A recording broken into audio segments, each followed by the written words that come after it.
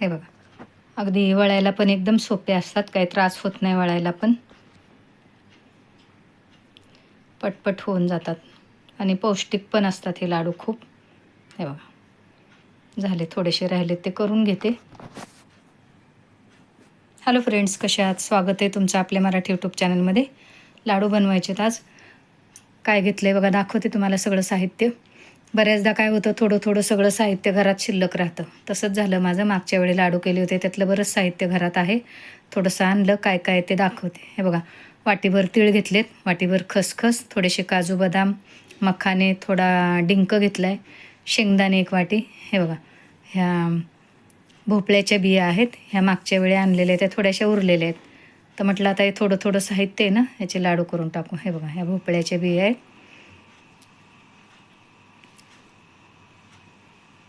हे बघा, ह्या सूर्यफुलाच्या बिया आहेत, ह्या पण आहेत थोड्याशा. थोडं डाळवं घेतलं आहे मी. आता हे सगळं वापरून लाडू करून टाकते. अजून काय काय घेते पुढं दाखवते तुम्हाला, त्यासाठी व्हिडिओ पूर्ण बघा. हे बघा, हे डेसिकेटेड कोकोनट आहे, वाटीभर असेल, ते पण राहिलेलंच आहे थोडं थोडं. हे बघा आहे, तर म्हटलं चला याचे लाडू बनवून टाकू. करायला घेते त्याआधी, सगळ्यात आधी ना शेंगदाणे भाजून घेते, डिंक तळून घेते. पण आधी ज्या वस्तू कोरड्या कोरड्या करून घ्यायच्यात भाजून, त्या भाजून घेते. शेंगदाणे भाजून घेते आधी. तेव्हा चांगले खरपूस शेंगदाणे भाजून घेतले. आता हे डाळवं थोडंसं शेकून घेते, जी आपण चिवड्याला वापरतो डाळ ती. शेंगदाणे हे डाळवं पौष्टिक असतं, त्यामुळे मी हे वापरते. हे बघा, हे पण भाजून घेते. मूग पण घेणार आहे मी अख्खे, ते पण अगदी खूप पौष्टिक असतात.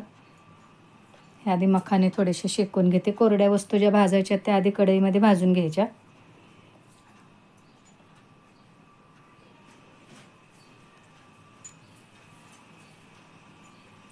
आता तूप घालून घेते, डिंक तळायचं आहे ना.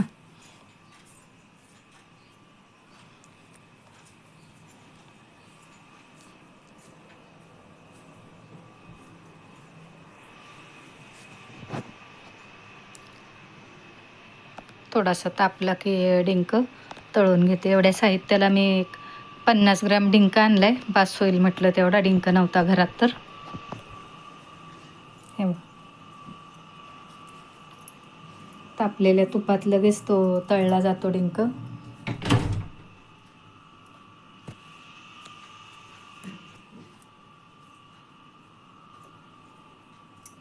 आता हे थोडेसे काजू बदाम त्या तुपातच तळून घेते.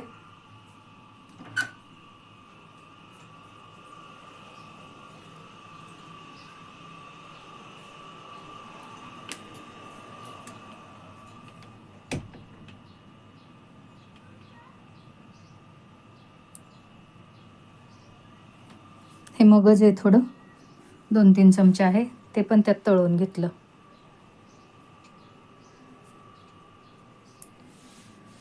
थोडे तीळ,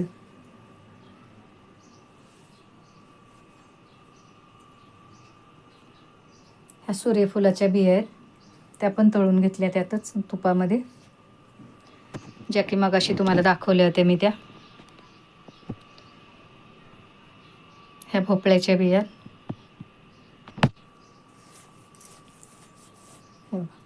सगळं तळून घेतलं.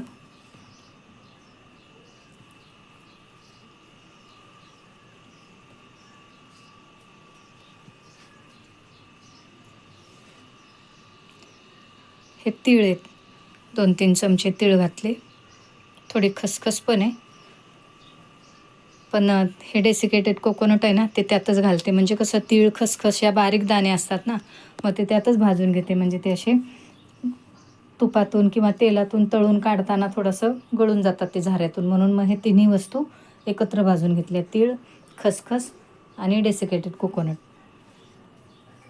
हे बघा, सगळं तूप त्यात वापरलं. ते जे 2 चमचे घातलं होतं ते. डिंक तळायला काय खूप तेल तूप लागत नाही. शेवटी हे खोबरं त्यात तळून घेतलं, म्हणजे मग ते तुपाचा पण वापर होतो.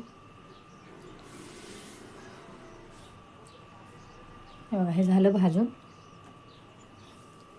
आता सगळं झाल्यानंतर मूग भाजून घेणार आहे मी. हे बघा, ही एक मोठी वाटी मूग घेतले, म्हणजे साधारण बघा 100 ग्रॅम मूग असतील ही मोठी वाटी.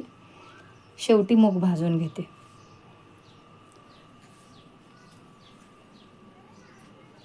आपण मुगाचे लाडू करतो ना तसे. तर हे सगळं साहित्य बघा तळून भाजून घेतलंय. तर हे जरा गार होऊ देते. त्यात मी काय करणार आहे, गूळ साखर वगैरे काही घालणार नाही. खजूर आहे, जी ओली खजूर असते. खजूर पण दुसरे 2 प्रकारचे असतात ना, आपण उपवासाला वापरतो ती नाही. जी बॉक्समध्ये येते ओली खजूर ती आहे. त्याचे दाणे काढून स्वच्छ करून घेतली. ती अगदी बारीक मऊ होते एकदम. तिला काय मिक्सरमधून काढायची गरज नाही. आता हे सगळं साहित्य गार झालं बघा. हे मूग पण गार होऊ दिले.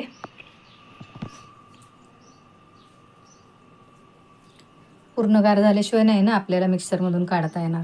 हा डिंक पण गार झाला. ही खजूर नीट करून घेतली मी, बिया काढून चांगल्या. शेंगदाण्याची सालं काढून घेतली बऱ्यापैकी. आता हे सगळं एक एक करून मिक्सरमधून काढणार आहे मी.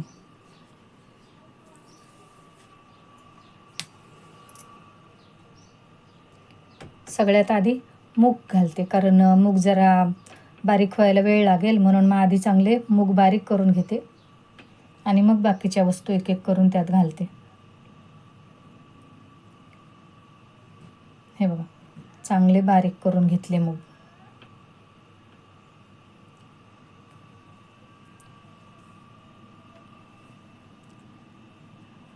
त्यातच आता हे जे तळलेलं होतं सगळं, भोपळ्याच्या बिया, टरबुजाच्या बिया, सूर्यफुलाच्या बिया, मगज, डाळवं, ते सगळं त्यात घालून घेते.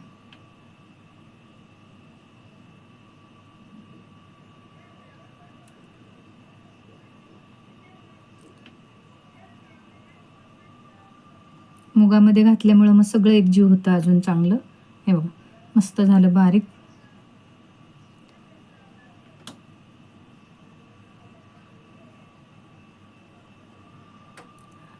आता हे एका परातीत काढून घेते, म्हणजे कसं सगळं एकजीव करता येईल. परातीत किंवा मोठ्या भांड्यात कोणत्याही घेतलं तरी चालतं.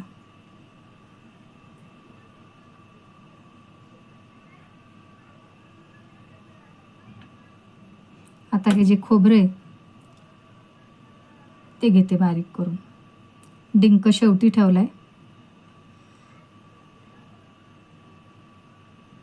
तुम्ही जर आपलं घरातलं खोबरं किसून घेतलं तरी चालतं. हा डिंक पण आहे. तो डिंक अगदी थोडासा, ह्यात वेलचीची पावडर घातली अर्धा चमचा, आणि हा डिंक ते एकत्र करून घेते.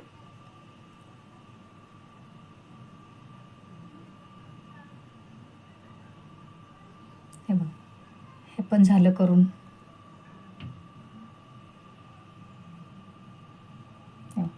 चांगलं बारीक झालं.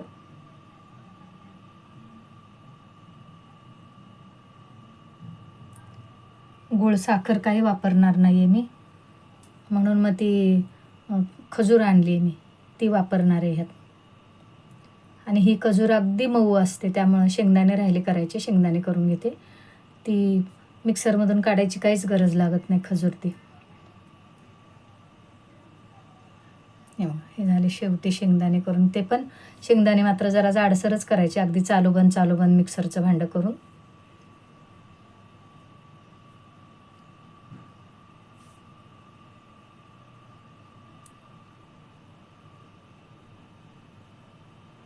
आता हा खजूर स्वच्छ करून घेतलाय ना, स्वच्छ करून म्हणजे बिया काढून घेतल्या. हे बघा अगदी मऊ होतं, त्याला काही गरज नाही मिक्सर करायची, त्यामुळे ते हातानेच मिक्स करणार आहे, त्यात लगेच एकजीव होतं.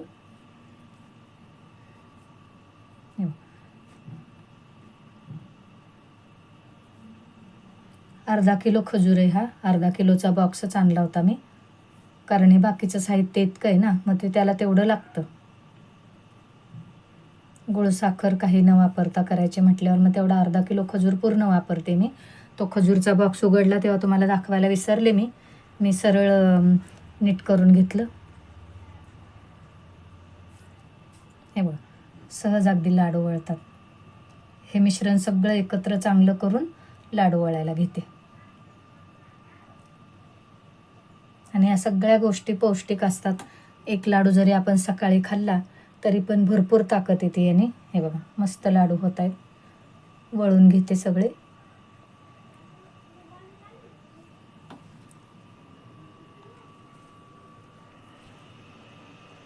सहज वळले जातात अगदी. हे बघा, आपण त्यात मूग घातलेत म्हणून थोडासा रंग तुम्हाला वेगळा वाटतो, पण हे खूप पौष्टिक आहेत लाडू.